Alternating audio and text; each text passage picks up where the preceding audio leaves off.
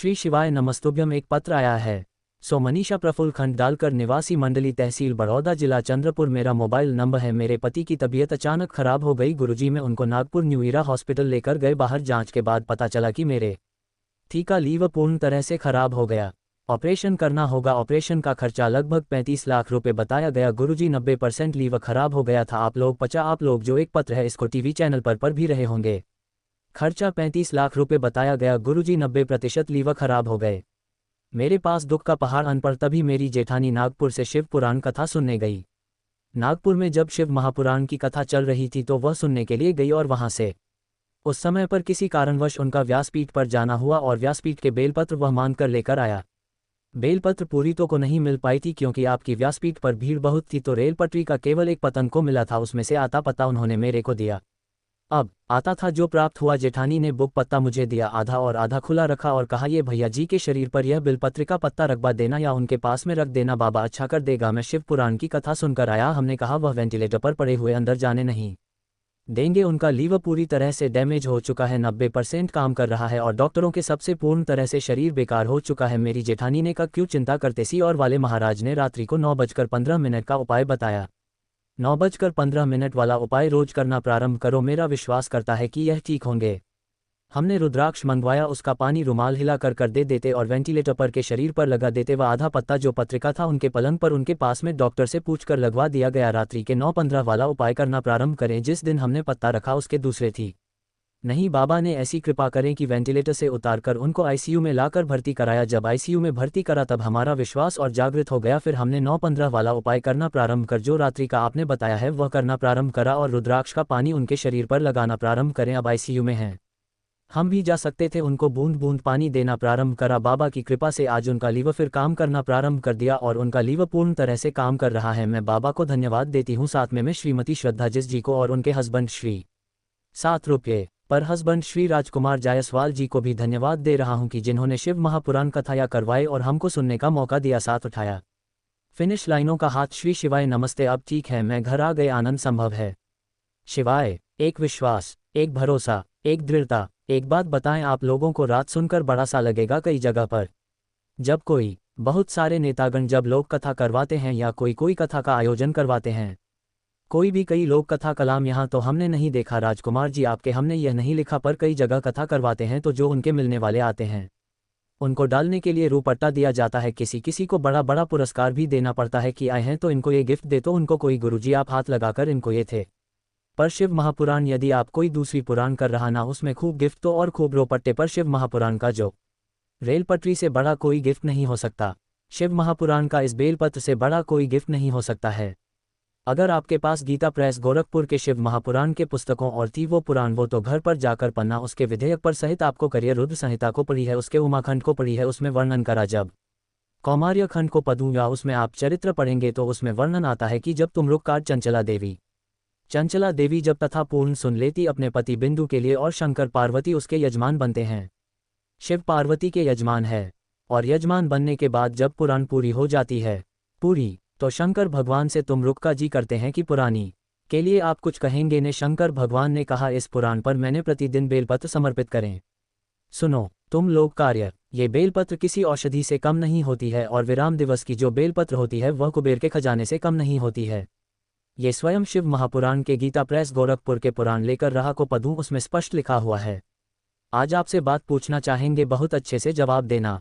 आप किसी के यहाँ जाएं, शादी में, फंक्शन में, वो आपको साड़ी तो दे दे, सुंदर सुंदर अपडेट भी देते और मीठी वाणी नाते अच्छे से में सम्मान न करें, सत्कार न करें तो तुम्हें साड़ी अच्छी लगे। जमकर तो बोलो नए कपड़े अच्छे लगेंगे। अगर वह शादी नहीं भी दे, कपड़े नहीं भी थे और मिठास भरी हुई पानी प्रदान कर दे तो तुम्हें कपड़े की भी जरूरत नहीं पड़ेगी। और जेवर केवल में थी, केवल एक प्रेम इस शब्द पर केवल एक इसमें है, बस शब्द का संबोधन एक किसने, बस शब्दों का संबोधन मूल।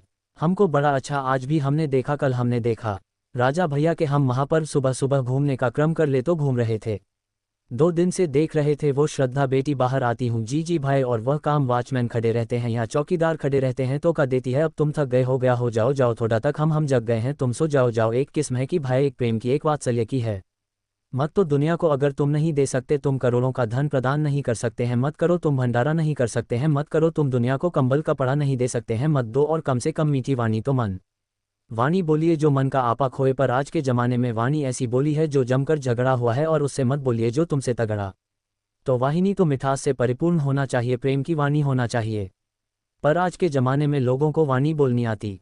राजा ने एक महल बनाया, बड़ा सुंदर महल बनाया, और नगर के सेठ जी को बुलाया। नगर के सेठ जी को बुलाकर कहा कि महाराज मैंने एनसीडी देखो, मैंने महल बनाया, कैसा बना। सेठ जी ने महल देखा, बड़ा सुंदर महल, बहुत सुंदर है। सेकंड ने कहा महाराज महल अच्छा बना दिया, पर महल का दरवाजा छोटा रखा। राजा ने कहा दरवाजे जैसे क्या होना है। नहीं महाराज, दरवाजा छोटा रख दिया, जब तुम मारोगे तो तुम अर्थी कैसे निकले। राजा को गुस्सा आ गया, मेरे तो महल का मोहरा और मेरी अर्थी निकाली। राजा ने दूतों को भला इसको बंद कर दो, उसको कारागार में बंद कर दिया। थोड़ी देर बाद उसकी पत्नी आगे, महाराज मेरे पति आया था। राजनेता तेरे पति को बोलने के लक्षण नहीं है क्या, अच्छा महल बनाया दरवाजा छोटा रख दिया, जब राजा तो मरेगा तो विद्यार्थी कैसे निकलेगी। इतने में पत्नी बोली मेरे पति को क्या करना, अति कैसे निकले कि राजा को काट काट कर निकाल देंगे। अब तो राजा को चक्कर आने लगे था, मेरी भी का। राजा ने दो तो मोबिलाइज को ही बंद करो, उसको ही बंद कर दिया। थोड़ी देर बाद उसका बेटा गया, बेहतर बेटे ने आकर कहा हमारा मेरे माता पिता आए थे। राजा ने कहा तेरे पिताजी को बोलने के लक्षण या के, इतना अच्छा महल बनाया दरवाजा छोटा रख दिया, तुम मरेगा विद्यार्थी कैसे निकलेंगे। और तेरी माँ ने तो और बोलने के लक्षण नहीं है, इतना विचित्र बोलती है कि गांजा की अर्थ निकालने की क्या जरूरत, काट काट कर टुकड़े करके निकाल देंगे। इतने में लड़का बोला महाराज मेरे न तो बाप को बोलना है ना मेरी माँ को बुलाता है, उनको क्या करना, आर्थिक कैसे निकालेंगे, राजा को अंदर ही चला देंगे। आर्थिक कैसे निकालेंगे, राजा को अंदर ही चला देंगे। राजा ने चक्कर खाकर नीचे गिरता है। इतने में उनके गुप्तचर ने कहा जिसके खानदान में मीठा बोलने की आदत नहीं वह कभी जिंदगी में मीठ बहुत बड़ी वाले की होती है। मनुष्य बोलना तो सीख जाता है, पर आप खरीद तक कभी यह नहीं सीख पाता कि बोलना कैसे, शब्दों का संबोधन ऐसा। मीठी वाणी बोलो, प्रेम की वाणी बोला, स्नेह की मानी बोला। दुनिया कितनी भी ताना दे, कितनी गालियां दे, कितनी भी अपशब्द का कितना भी कुछ, आप अपने मिठास को देने में कमी।